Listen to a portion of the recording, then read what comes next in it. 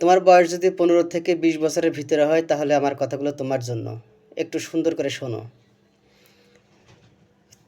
তোমরা তোমাদের বন্ধুদের দেখাদেখি বাপ মার কাছে চাপ দিয়ে প্রেশার ক্রিয়েট করে দামি ফোন চাও, দামি বাইক চাও, দামি দামি জিনিস চাও।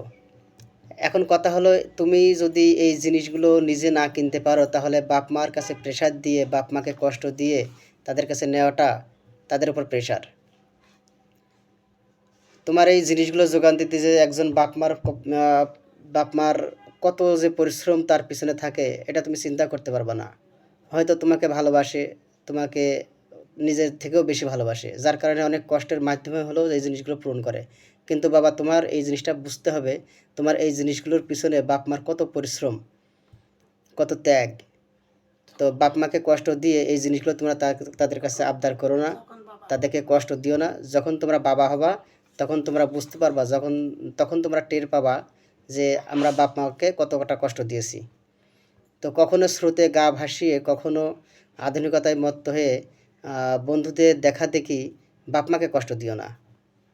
তুমি যেটা ডিজার্ভ করো, তুমি যেটা পাওয়ার মতো, তুমি যেটা পেতে পারো, ঠিক সেটাই চাও।